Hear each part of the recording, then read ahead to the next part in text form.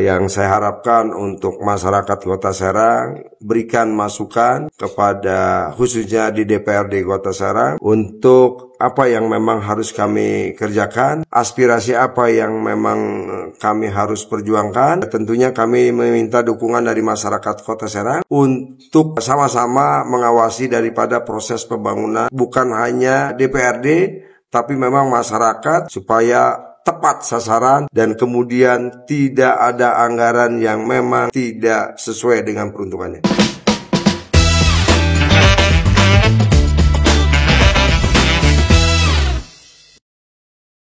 Assalamualaikum warahmatullahi wabarakatuh. Salam sejahtera bagi kita semua. Salam Om Swastiastu, Namo Buddhaya. Salam kebajikan.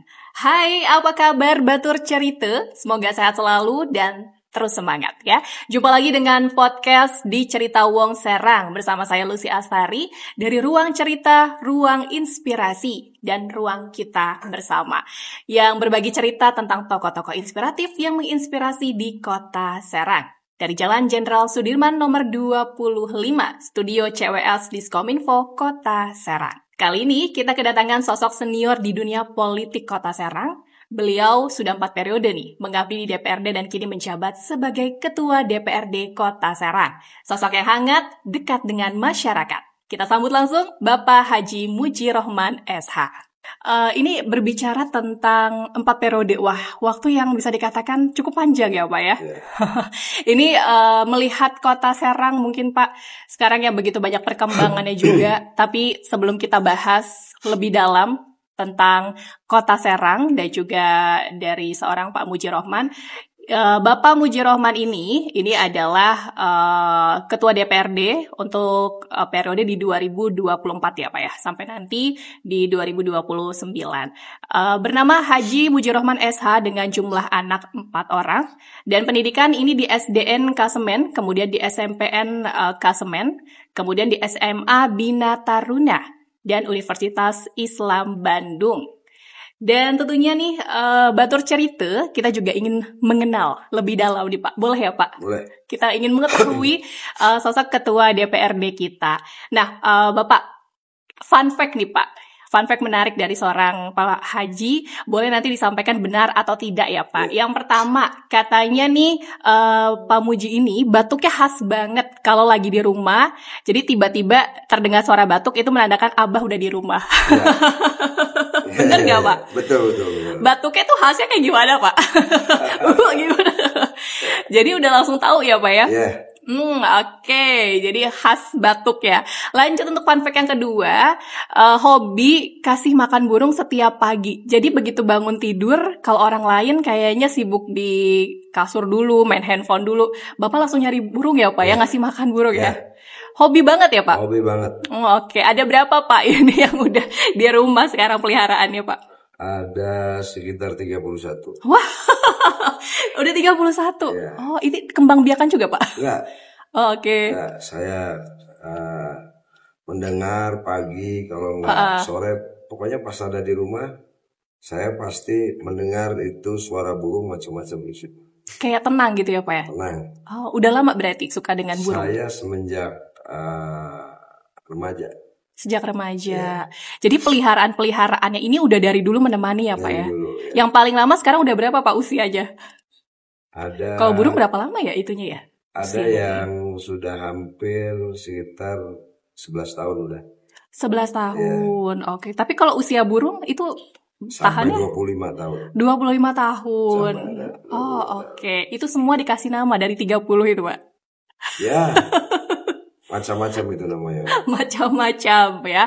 Lanjut untuk fun fact selanjutnya nih, Pak Haji juga suka banget sama yang namanya nasi Padang. Tapi menu favoritnya pakai tunjang katanya.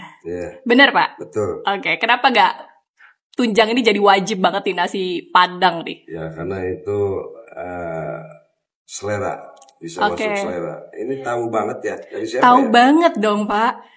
Kita ini mengenal Pak Muji sudah lebih dalam sebenarnya. Gitu. Sudah Ketua DPRD kita nih. Jadi benar semua nih fun fact ya. Oke, tepuk tangan dong. Oke. Nah, Batur cerita ini tadi sedikit membahas tentang kesukaan dari Pak Haji juga ya. Ini saya bilangnya jadi Pak Haji nih. Ya, Bapak. Pak Haji Muji ya. Pak, berbicara juga nih tentang 4 periode. Begitu panjang ya Pak ya? Ya, panjang banget. Sampai akhirnya bisa terjun ke dunia politik yang begitu panjang nih. Mungkin Batur cerita juga penasaran. Awal mulanya seperti apa sih Pak? Saya sebetulnya begitu lulus kami dari bangku kuliah, saya langsung itu ditempatkan kerja saya di Bappenas. Oke. Pada waktu itu ada krisis moneter di Indonesia, kami masuk di program pengentasan dampak krisis moneter selama 5 tahun. Setelah itu kami masuk di Bank Dunia. Oke. Bank Dunia. Kami kan dalam keseharian itu memang adanya di Jakarta. Jadi sering namanya kami pulang ke orang tua. Dan kami melihat daripada khususnya karena pada waktu itu kan Kota Serang belum terbentuk. Oke. Masih dengan Kabupaten Masih Serang. dengan kabupaten. Kami di wilayah kami yaitu di Kasemen itu kan potensi ekonomisnya sangat luar biasa. Bahkan pajaknya juga bangunan bumi kemudian hasil daripada alam itu sangat luar biasa. Tapi dari segi infrastruktur dan campur tangan dari pemerintah kurang. Sehingga masyarakat di sana banyak yang tertinggal. Sehingga waktu itu saya melihat bahwa ini harus saya masuk di dunia politik. Dan alhamdulillah itu tahun berapa tuh Pak? Maaf. Masuk dunia politik. Saat itu. Saya masuk itu di 2009. 2009. Okay. Bahkan saya pada waktu terpilih itu, pada waktu melakukan proses kampanye, saya masih bekerja. Oh, jadi masih bekerja masih sebelumnya bekerja. Itu ya? Saya nyumput-nyumput karena memang tidak boleh sebetulnya. Iya. Akhirnya begitu saya terpilih, saya mengundurkan diri. Gitu. Di tahun 2009. 2009. Apa yang akhirnya tadi ya Pak ya bisa menjadi pilihan mencoba dunia baru nih Pak? Karena kan sebelumnya tidak berada di dunia politik gitu ya. Apa banyak mendengar aspirasi masyarakat atau mungkin pengalaman pribadi ingin memajukan masyarakat atau seperti apa sih Pak akhirnya terjun? Ya, saya kan sebetulnya sudah melihat potensi yang ada di khususnya di daerah kami. Kalau tidak ada campur tangan daripada pemerintah dalam hal ini bisa eksekutif maupun legislatif. Oleh karena itu saya berniat untuk bisa sedikitnya mengembangkan, berkontribusi. Akhirnya saya masuk di dunia politik. Oke, di 2009. Oke. Saat itu bersama partai apa Pak? Partai Keadilan. Persatuan PKP. Ya. Oke. Setelah itu lanjut nih di periode kedua. Lanjut. Kebetulan partai tersebut adalah pecahan dari partai yang sekarang saya ini dari Partai Golkar. Oke. Ya. Kemudian lanjut 2 periode. Kemudian di 2018 karena memang Wali Kota Serang pada waktu itu Bapak Haji Tubagus Heruzaman, kebetulan itu adalah sohib saya, kawan saya. Beliau juga mengundurkan diri jadi Wali Kota Serang, kemudian dia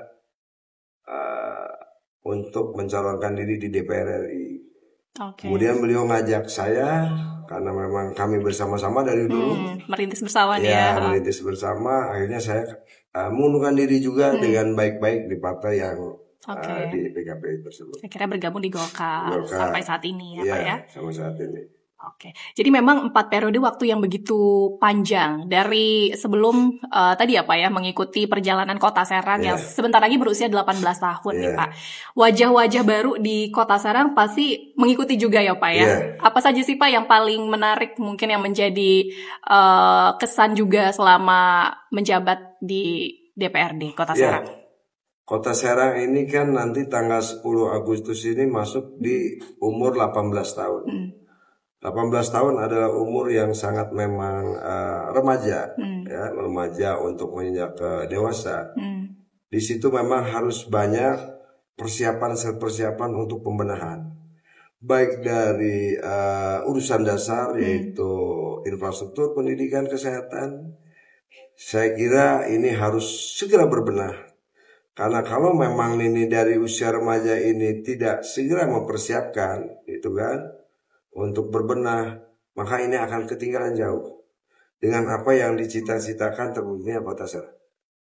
Oke, baik. Jadi begitu panjang sampai dengan saat ini proses yang tidak mudah seperti itu ya, selama menjabat di anggota DPR, DPRD sampai dengan di ketua DPRD. Pasti ada suka duka juga nih Pak, tantangan dan yang lainnya. Apa yang paling bisa dikatakan tantangan menjadi seorang ketua DPRD Kota Serang, Pak? Ya, saya bersyukur sekarang memang saya diamanatkan oleh partai politik saya yang pemenang pemilu 2024, yaitu adalah menjadi ketua DPRD Kota Serang. Memang ini pertanyaan yang sangat memang sulit kami jabarkan. Tapi namun dalam hal ini karena kami menyampaikan ini ternyata jadi seorang ketua DPRD ini kami tidak hanya memikirkan aspirasi daripada daerah pemilihan kami. Tapi ini juga yang kami pikirkan adalah aspirasi keinginan masyarakat Kota Serang, khususnya di 6 kecamatan ini. Kemudian yang keduanya, karena kami ini adalah tugasnya adalah budgeting, ya, legislasi, controlling. Tentunya kami juga harus menjembatani antara keinginan masyarakat Kota Serang kepada pemerintah Kota Serang agar komunikasi ini bisa menyuarakan aspirasinya dan kami harus bawa dan tidak dipalah-pilih bahwa ini adalah dapil kami atau dapil daripada bukan kami, karena memang konteksnya kami adalah harus memperjuangkan aspirasi masyarakat di 6 kecamatan. 6 kecamatan. Beda-beda berarti setiap kecamatan nih Pak. Beda-beda. Yang paling banyak apa sih Pak aspirasi masyarakat yang ingin disampaikan gitu ya, untuk pimpinan? Yang paling banyak terus terang saja ini infrastruktur, pendidikan, kesehatan. Oke. Kalau PAD sendiri nih Pak membahas pendapatan asli daerah gitu ya Pak, sudah dinilai cukup atau seperti apa sih Pak? Masih kurang jauh. Saat ini berapa sih Pak? Fiskal kita ini kalau untuk kemarin kami lihat di pertanggungjawaban APBD di 2024 kami ada kenaikan ya. Ada kenaikan PAD ini hampir sekitar 400 dari 373 menjadi sekarang 400 lebih. Oke. Ada kenaikan. Ya. Berarti ini menjadi kayak tantangan tersendiri juga ya Pak? Betul ya. Ada beberapa mungkin upaya juga yang dilakukan gitu ya bersama pemerintah ya untuk menaikkan PAD ini. Mungkin boleh disampaikan juga nih Pak ke Batur Cerita. Sekarang ini sedang aktif apa aja sih bersama pemerintah Kota Serang untuk menaikkan PAD? Ya, satunya adalah pajak parkir. Karena parkir itu adalah yang kedua terbesar penyokong daripada PAD. Saya minta kepada wali kota Serang atau kepada pemerintah kota Serang harus menggunakan sistem yang memang yang dilakukan oleh kota-kota besar, yaitu agar tidak ada kebocoran. Kemudian kedua, optimalkan sarana prasarana untuk bagian penunjang daripada parkir, gitu kan. Kemudian kedua adalah bagaimana agar disosialisasikan secara rinci dan kemudian detail kepada masyarakat yang wajib pajak. Ya, gitu. Jadi kebersamaan semua pihak ya Pak ya, untuk peningkatan ini semua. Tapi baru-baru ini juga beberapa bulan lalu ya Pak ya, Kota Serang mendapatkan opini wajar tanpa pengecualian atau WTP yang kembali diterima dari Badan Pemeriksa Keuangan BPK Perwakilan Banten. Ini jadi bukti keberhasilan juga nih untuk pengelolaan keuangan daerah. Gimana nih Pak pendapat Bapak? Jadi ini memang keberhasilan ini tidak terlepas daripada legislatif juga. Berarti dalam proses kami melakukan itu tugasnya itu controlling, itu kami lakukan bersama dengan Komisi 1, 2, 3, 4 sehingga mendapatkan WTP di Kota Serang. Jadi saya kira hal ini adalah salah satunya juga karena memang keberhasilan daripada pemerintah Kota Serang, eksekutif dengan legislatif yang mengawasi. Terus diawasi bersama nih ya, harus berjalan beriringan terus ya Pak ya, dan ke depan juga harus terus dipertahankan gitu ya Pak ya. Oke Pak, ini kan juga sejalan dengan pembangunan-pembangunan di Kota Serang yang sekarang kalau dilihat-lihat sedang banyak pembangunan nih Pak di Kota Serang. Seperti di Pasarau nih, kalau sekarang lagi aktif dengan revitalisasinya. Menurut Bapak nih Pak, untuk pembangunan-pembangunan di Kota Serang sejauh ini sudah seperti apa Pak? Ya, karena memang kami juga mendapatkan informasi dan kemudian kami juga yang sekarang ini lagi pembahasan RPJMD. Memang visi misi Wali Kota Serang adalah salah satunya yang sekarang dilakukan adalah pembenahan daripada Pasarau. Dan itu sudah dilakukan dan nanti di beberapa tempat seperti yang memang kita harapkan sama-sama bahwa pasar itu adalah nyaman, aman, dan kemudian enak juga mereka berbelanja. Ada banyak sih sebenarnya ya, ada Pasarau, terus juga penataan kabel juga ya Pak ya? Penataan kabel juga. KRL. Ya, KRL. Ini semua bisa berdampak tidak sih Pak untuk pendapatan asli daerah kita? Ada. Tentunya seperti Pasarau kalau memang disesuaikan dengan keinginan kita semua, manajemennya yang bagus, kemudian juga si ruko-ruko toko-tokonya itu dibenahi seperti mal-mal, saya kira ini akan mendapatkan PAD keuntungan di Kota Serang. Oke, baik. Demi kemajuan Kota Serang bersama ya. Nah, ini melihat juga sejalan dengan program serta visi dan juga misi dari DPRD Kota Serang nih Pak. Mungkin boleh disampaikan ke Batur cerita juga untuk program-program saat ini dari DPRD Kota Serang. Kalau kami lihat, misi kami salah satunya adalah bagaimana proses pembangunan ini satu berkelanjutan, keduanya juga mendapatkan dampak kepada masyarakat khususnya di Kota Serang. Kalau visi kami adalah bagaimana kami merencanakan mengenai anggaran yang kami rencanakan kemudian dibahas oleh dengan pemerintah Kota Serang, itu adalah anggaran yang memang bisa menjangkau sesuai dengan keinginan daripada masyarakat Kota Serang. Kemudian kalau anggaran itu sudah disiapkan, itu kami juga adalah membuat daripada regulasi. Karena payung hukum daripada anggaran itu harus ditunjang dengan regulasi. Setelah itu dibuat, gitu kan, kami juga harus melakukan controlling, pengawasan, yang memang harus secara ketat, agar anggaran yang memang disiapkan itu tidak mengakibatkan masalah hukum dan kemudian tidak menjadikan dampak yang positif bagi pembangunan Kota Serang. Oke, tugas yang cukup berat ya. Sangat berat. Berat, udah mendengar aspirasi masyarakat juga ya Pak ya. Dan kemajuan belum lagi seputar dari pendapatan yang harus terus ditingkatkan juga, seperti itu ya. Ini pastinya juga bersama stakeholder terkait, kemudian pendampingan terus dilakukan oleh DPRD baik dari Komisi 1 dan yang lainnya juga. Kalau peran DPRD sendiri nih Pak, meningkatkan transparansi, kemudian juga akuntabilitas dalam proses pembangunan daerah nih Pak. Seperti apa Pak? Kalau mengenai transparansi, kami di DPRD ada juga namanya Pokja Parlemen, yaitu memang ada dari media-media. Kami sampaikan mengenai struktur daripada APBD Kota Serang, gitu kan, dan kemudian anggarannya berapa, gitu. Jadi hal tersebut kami sudah lakukan untuk supaya masyarakat luas juga bisa melihat, gitu kan.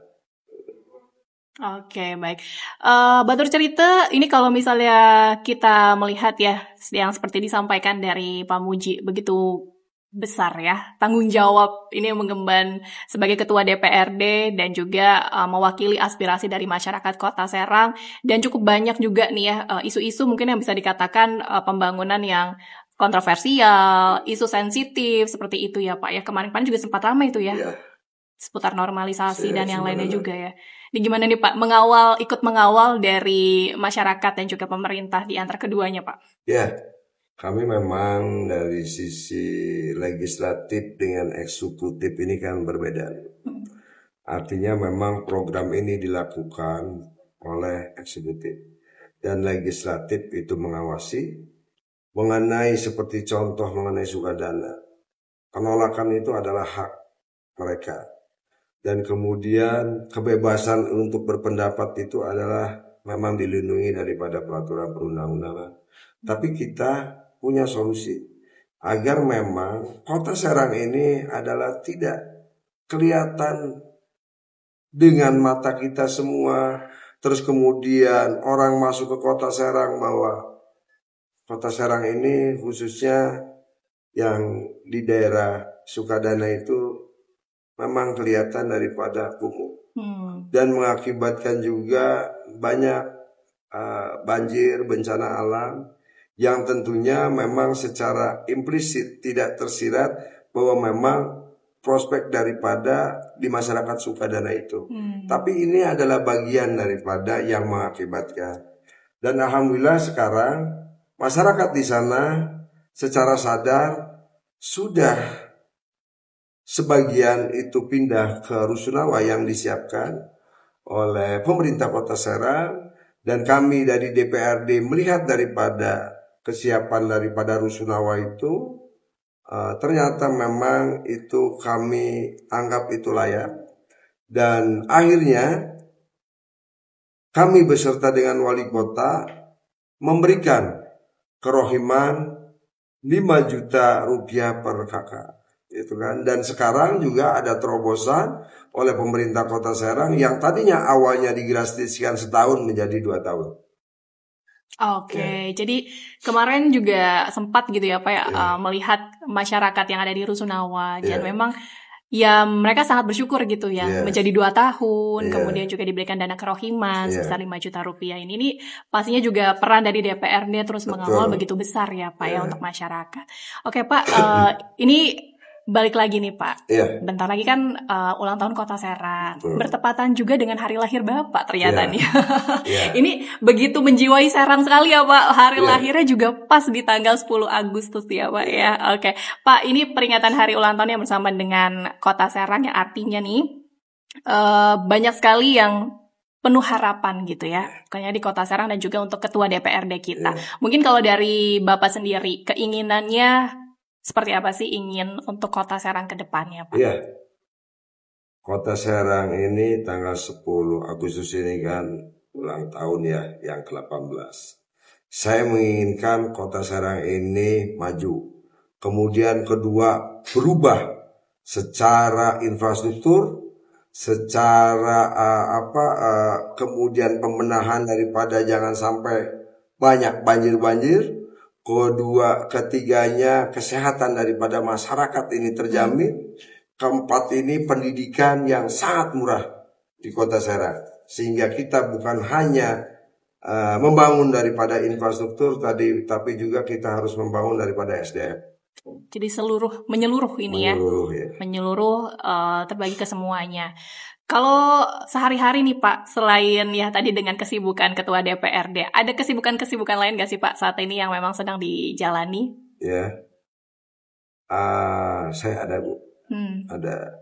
Artinya memang saya punya keluarga.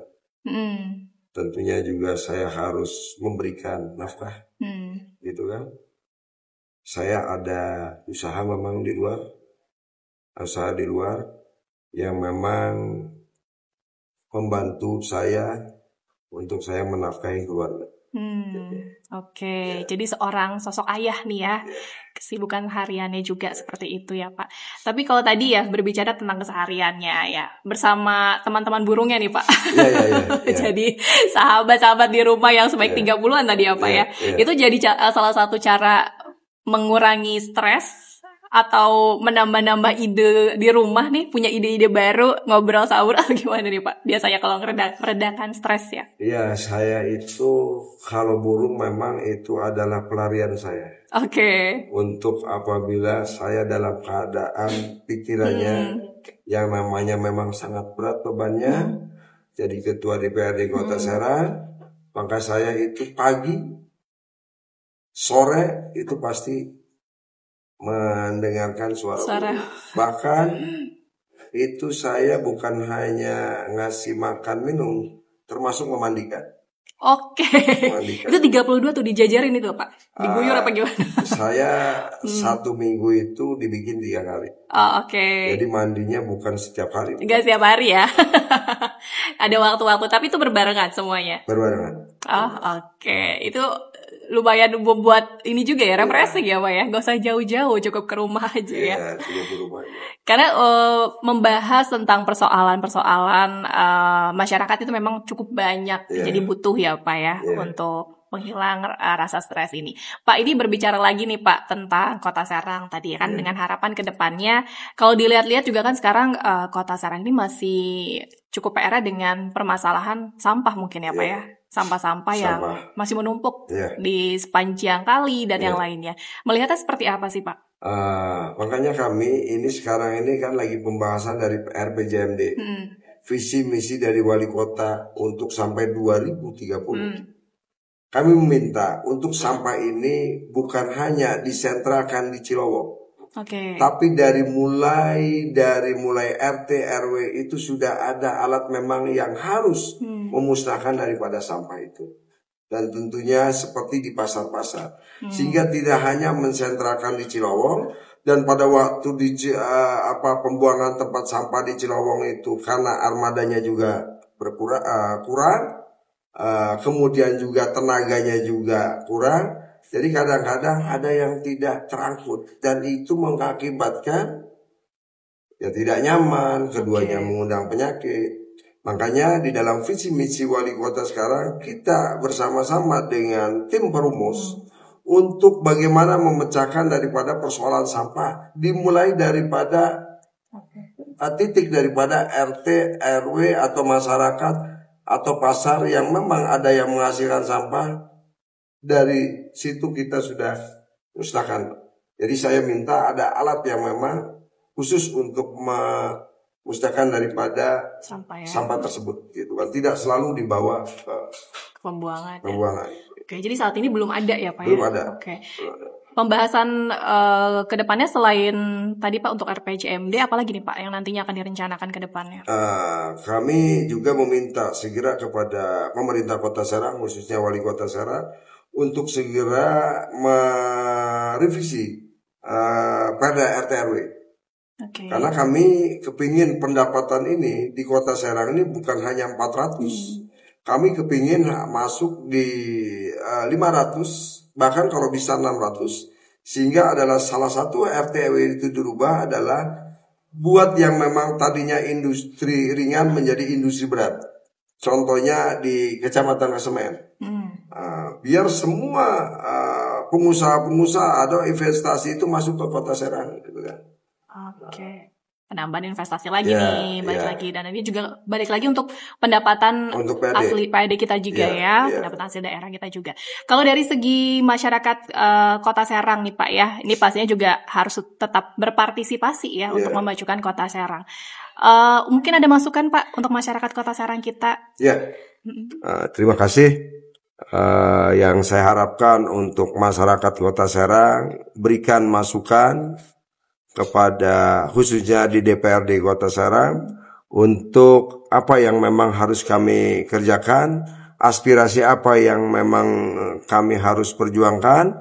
Ketiganya ya tentunya kami meminta dukungan dari masyarakat Kota Serang untuk sama-sama mengawasi daripada proses pembangunan, bukan hanya DPRD, tapi memang masyarakat juga sama-sama untuk mengawasi daripada proses pembangunan yang ada di Kota Serang supaya tepat sasaran dan kemudian tidak ada anggaran yang memang tidak sesuai dengan peruntukannya. Oke, dan pastinya DPRD juga akan terus ini bersama-sama mengawal untuk segala bentuk pembangunan yang ada di Kota Serang. Baik, Bapak, kita ada sedikit ya, ini ada kenang-kenangan nih Pak dari kita ya. Bapak mohon diterima. Silakan. Boleh Pak. Oke, boleh tepuk tangan dong teman-teman. Bapak Budi Rohman ya. Dan Bapak ini yang sudah datang ke CWS dan next kita ngobrol-ngobrol lagi ya Pak ya. Baik, itulah cerita Wong Serang hari ini bersama Bapak Muji Rohman, Ketua DPRD Kota Serang yang telah banyak sekali berbagi perjalanan politiknya, mulai dari tantangan memimpin lembaga legislatif hingga harapan besar untuk kemajuan Kota Serang. Dari pembangunan infrastruktur, penguatan layanan publik sampai dengan optimalisasi PAD, semua berangkat dari satu hal: mendengar dan menjawab aspirasi masyarakat. Terima kasih sudah mendengarkan. Sampai jumpa di episode selanjutnya. Tetap semangat menjadi bagian dari perubahan. Subscribe channel YouTube Pemerintah Kota Serang. Wassalamualaikum warahmatullahi wabarakatuh. Bye!